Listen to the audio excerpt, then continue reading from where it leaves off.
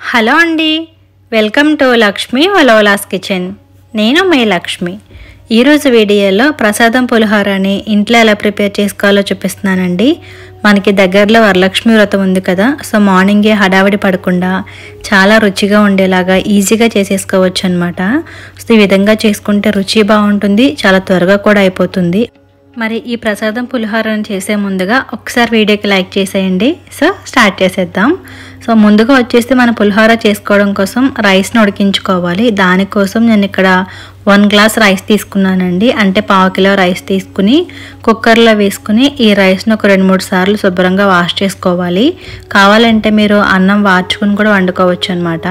ఇలా కడిగిన తర్వాత నేను ఏ గ్లాస్తో అయితే బియ్యం తీసుకున్నానో అదే గ్లాస్తో 2 గ్లాసుల వరకు వాటర్ వేసుకుని కుక్కర్ మూత పెట్టేసుకుని పైన విజిల్ కూడా పెట్టేసి హై ఫ్లేమ్లో 3 విజిల్స్ వచ్చేంత వరకు ఉడికించుకున్నాను. తర్వాత స్టవ్ పై వేరే ప్యాన్ పెట్టుకుని నేను ఇక్కడ చూపిస్తున్నంత చింతపండు తీసుకోవాలి. అంటే నిమ్మకాయ కన్నా కొంచెం పెద్ద సైజులోనమాట. ఆ మాత్రం చింతపండు తీసుకుని ప్యాన్లో వేసుకుని ఈ చింతపండు అంతా కూడా మునిగేంత వరకు వాటర్ వేసుకోవాలండి. ఇప్పుడు స్టవ్ ఆన్ చేసుకుని మీడియం ఫ్లేమ్లో ఉంచుకుంటే ఈ వాటర్ అనేది మరగడం స్టార్ట్ అవుతుందండి. ఇలా మరుగుతున్నప్పుడు ఒకసారి అంతా కూడా బాగా కలుపుకొని మీడియం ఫ్లేమ్లో ఉంచుకుంటే ఒక 2-3 నిమిషాలకి చింతపండు అంతా కూడా వాటర్లో బాగా ఉడికిపోయి ఈ విధంగా దగ్గర పడుతుంది. అప్పుడు స్టవ్ ఆఫ్ చేసేసుకోవాలి. ఇలా స్టవ్ ఆఫ్ చేసిన తర్వాత ఇందులో కావాలంటే ఇప్పుడే మీరు ఉప్పు కూడా యాడ్ చేసేసుకోవచ్చు, లేదంటే కనుక ఇలానే ఉడికించుకోవచ్చు అనమాట. ఇప్పుడు ఇందులో ఒక 1 టేబుల్ స్పూన్ వరకు బెల్లం కూడా యాడ్ చేసుకోవాలండి. ఇది బాగా చల్లారిన తర్వాత మిక్సీ జార్లో వేసుకుని మెత్తగా పేస్ట్ చేసుకోవాలి. ఈలోగా మనకి రైస్ కూడా బాగా ఉడికిపోతుందండి. అండ్ ప్రెషర్ అంతా పోయిన తర్వాత మూత తీసుకుని ఒకసారి లైట్గా కలుపుకోవాలి. మరీ ఎక్కువగా కలిపేస్తే వేడిగా ఉన్నప్పుడు అన్నం కొంచెం ముద్దలా అయిపోతుంది. సో ఇప్పుడు ఒక పెద్ద పళ్ళెం తీసుకొని అందులోకి మనం వండుకున్న అన్నం మొత్తం కూడా ట్రాన్స్ఫర్ చేసేసుకోవాలి. ఇప్పుడు ఈ రైస్ని కొంచెం పలుచగా పరుచుకొని మధ్యలో కొంచెం లోతుగా తీసుకోవాలండి. తర్వాత ఇందులో ఒక 2 పచ్చిమిర్చి పొడవుగా కట్ చేసి పెట్టుకున్నాను. అలాగే 2 రెమ్మల కరివేపాకు కూడా వేసుకుని ఈ పైన అన్నం అంతా కూడా వేసి కప్పేసుకోవాలన్నమాట. ఆ కరివేపాకు ఫ్లేవర్ అంతా కూడా రైస్కి వస్తుంది. సో ఇది పూర్తిగా చల్లారేంత వరకు పక్కన పెట్టేసుకోవాలి.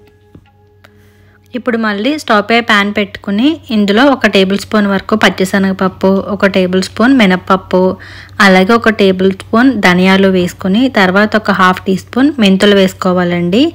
అలాగే ఒక 2 ఎండుమిర్చి కూడా తుంచుకొని వేసేసుకుని ఇవన్నీ కూడా లో ఫ్లేమ్లో ఉంచుకొని కలుపుకుంటూ వేయించుకోవాలి.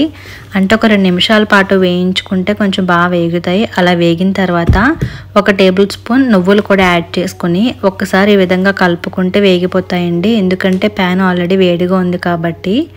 ఇలా వేగిన తర్వాత వీటిని బాగా చల్లార్చుకొని పొడి చేసి ఉంచుకోవాలి.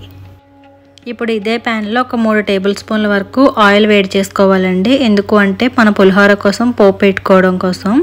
ఆయిల్ వేడైన తర్వాత 1/2 కప్పు పల్లీలు తీసుకుని ఇందులో వేసి మీడియం ఫ్లేమ్లో ఉంచి దోరగా వేయించుకోవాలి. ఒక 2 నిమిషాల పాటు వేయించుకుంటే పల్లీలు బాగా వేగుతాయండి. ఇలా వేగిన తర్వాత ఇందులో ఒక 1 టీ స్పూన్ వరకు పచ్చిశనగపప్పు యాడ్ చేసుకుంటున్నాను. అలాగే 1 టీ స్పూన్ మినప్పప్పు, ఒక 1/2 టీ స్పూన్ ఆవాలు వేసుకుంటున్నాను.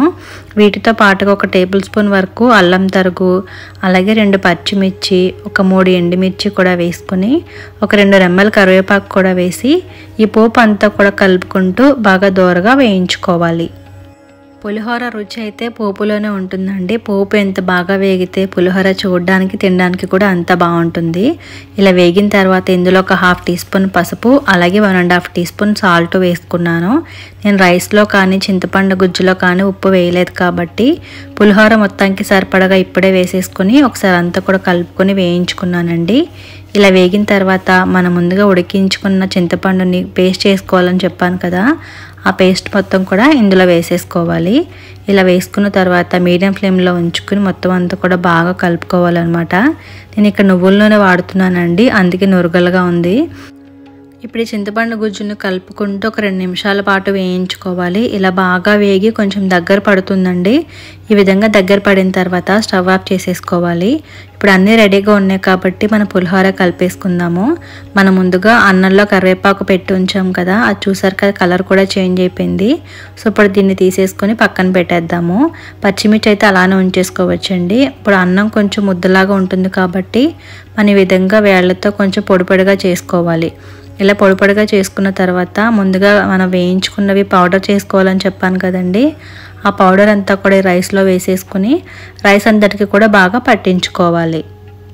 ప్రతి మెతుక్కి కూడా ఈ పౌడర్ని బాగా పట్టించుకోవాలండి, అప్పుడే మంచి రుచి వస్తుందన్నమాట. ఇలా అంతా బాగా కలుపుకున్న తర్వాత మనం పోపు పెట్టి పక్కన పెట్టుకున్నాం కదా చింతపండు గుజ్జు వేసుకుని, అదంతా కూడా ఇందులో వేసేసుకోవాలి. అండ్ ప్యాన్లో కొద్దిగా ఆయిల్ ఉండిపోతుంది, అందుకోసం ఈ విధంగా కొంచెం రైస్ తీసుకుని ఇలా కలుపుకొని వేసుకుంటే సరిపోతుందండి, మొత్తం వచ్చేస్తుంది.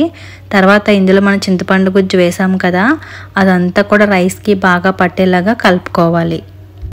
మీకు ఇష్టం ఉంటే కనుక మనం పులిహోర పోపులో కొద్దిగా ఇంగువ కూడా యాడ్ చేసుకోవచ్చు అండి, నేనైతే వేయలేదు. అలాగే చింతపండు ఉడికించినప్పుడు బెల్లం వేసాను కదా, దానివల్ల మంచి రుచి వస్తుంది. ఈ పులిహోర కాదు, చింతపండు వేస్ట్ చేసుకున్న ఏ పులిహోర కన్నా కూడా కొంచెం స్వీట్ అనేది యాడ్ చేయాలి. సో ఇప్పుడు చూసారు కదా చింతపండు గుజ్జు అంతా కూడా మనం రైస్కి బాగా పట్టించేస్తే ఈ విధంగా మంచిగా కలర్ఫుల్గా వచ్చేస్తుంది. అండ్ కరెక్ట్గా సరిపోతుంది కూడా ఆ పులుపు. ఇలా అంతా కూడా కలిపేసుకుని ఒక అరగంట పాటు పక్కన పెట్టేస్తే అన్ని రుచులు కూడా బాగా తెలుస్తాయండి. తర్వాత ఒక బౌల్లోకి తీసుకొని మన పూజలప్పుడు చేసుకుంటే దేవునికి నైవేద్యంగా పెట్టచ్చు, లేదంటే ఏదైనా శుభకార్యాలప్పుడు కూడా చేసుకోవచ్చు అనమాట. మరి చూసారు కదా గుడిలో పెట్టే ప్రసాదాన్ని ఇంట్లోనే ఎలా చేయాలి అనేది, ఒకసారి మీరు కూడా ఈ విధంగా ట్రై చేయండి. మీకు ఎలాగొచ్చిందనేది నాకు కామెంట్లో చెప్పండి. ఇప్పుడు మా మమ్మీ చేసింది చూసారు కదా, నేను ఇప్పుడే తిన్నాను, చాలా బాగుంది, మీరు కూడా ట్రై చేయండి. మరి విన్నారు కదా మా అమ్మాయి ఫీడ్బ్యాక్ కూడా. మరి మీరు కూడా కంపల్సరీగా ట్రై చేసి మీకు ఎలాగొచ్చిందనేది నాకు కామెంట్ చేయండి. మరి వీడియో కనుక నచ్చితే లైక్ చేసి యూజ్ అవుతుంది అనిపిస్తే మీ ఫ్రెండ్స్కి కూడా షేర్ చేయండి. ఫస్ట్ టైం చూస్తున్న వారు తప్పకుండా సబ్స్క్రైబ్ చేసి పక్కనే బెల్ ఐకాన్ కూడా యాక్టివేట్ చేయండి. Thank you for watching.